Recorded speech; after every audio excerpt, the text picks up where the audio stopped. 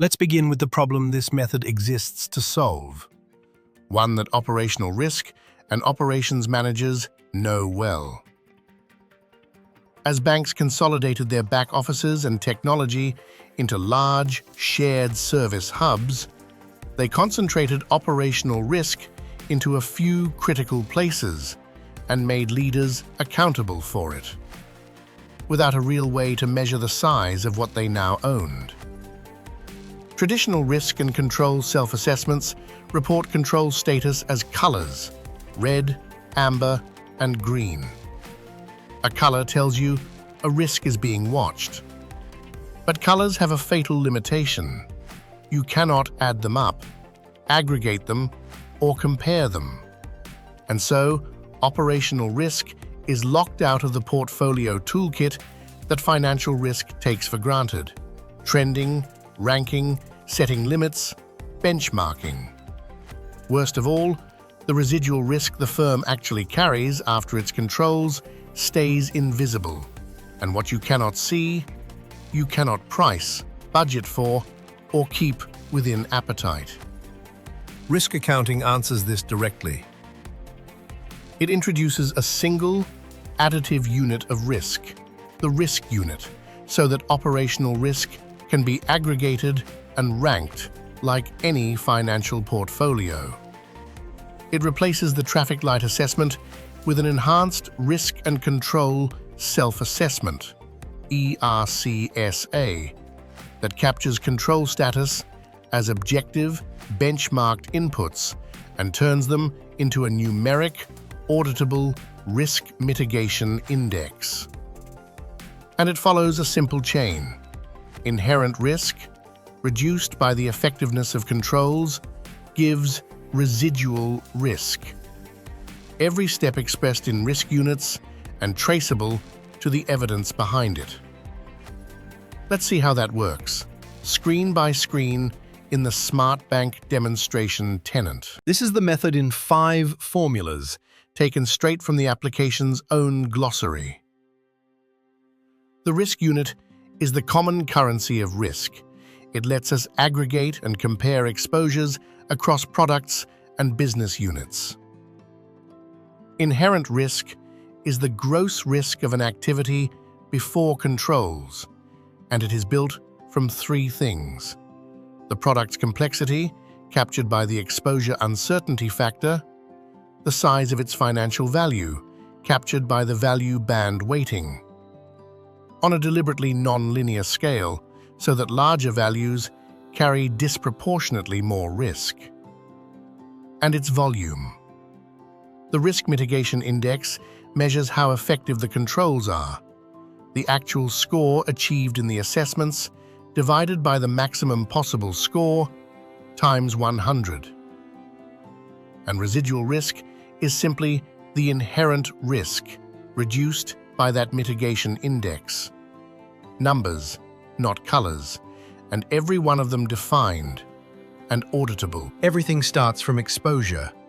In data intake, the transactions for each product give us 2 of our inputs: the financial value flowing through and the volume of activity. This is deterministic, manual intake, not automated process mining, and it is designed to reconcile against the accounting records, which is what makes the exposure figures auditable. The larger the daily value that runs through a product, the higher its value band weighting, and the more inherent risk it carries. Not every product is equally risky for the same amount of value. A complex, structured product carries more inherent uncertainty than a simple deposit. That is, the exposure uncertainty factor, a weighting for each product's complexity assessed across 6 domains of its life cycle. Here in Settings, we configure the products in Scope, which drives every downstream calculation. You will also see Governed EUF Management on this page. It is visible and it can be governed, but it is deliberately not runtime active. The live calculations use the published 6 domain factors. Now we can put the first half of the method together. On the risk dashboard, each product's inherent risk is the sum of its exposure uncertainty factor times its value band weighting times its volume, expressed in risk units. This is the gross before controls picture, how much operational risk each product would carry if its controls did nothing at all. And because it is in a common unit, we can already rank products against one another, something colors never allowed. This is the heart of the method, and where the enhanced RCSA differs from ordinary practice. Instead of a subjective color, each control question is answered objectively, a yes or no on whether a best practice control is present or a choice against a defined benchmark. Because there is only one correct answer to each, an auditor can independently verify it. The answers are scored and weighted by category into an actual score and a maximum possible score. An assessment moves through a disciplined life cycle: draft, submitted, and then finalized. And only finalized, evidence-backed assessments feed the risk metrics. That combination, objective inputs, category weighting, evidence, and a locked audit trail, is what turns a self-assessment into an auditable measurement of control effectiveness. Those assessment scores become the risk mitigation index, the actual score over the maximum score, a number out of 100, the proportion of inherent risk that the controls actually mitigate. Apply it, and inherent risk becomes residual risk. Inherent times 1 minus the RMI.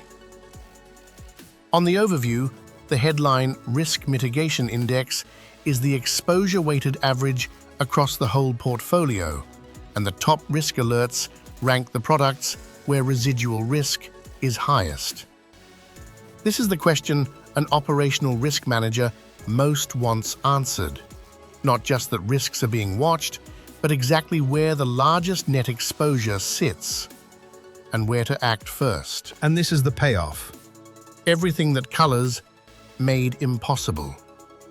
Because operational risk is now a number in a common unit, it behaves like a portfolio. Current state shows coverage across the business. Trend analysis shows the official risk mitigation index over time, carried forward between finalized periods. The risk hotspot heat map pinpoints exactly where controls are weak, by business component and by assessment category. The improvement plan turns that into management triage, and it is careful to label itself as management attention, not a recalculation of the method. Evidence packs hold the metadata evidence behind each assessment, and the audit trail records every life cycle event, exportable to Excel.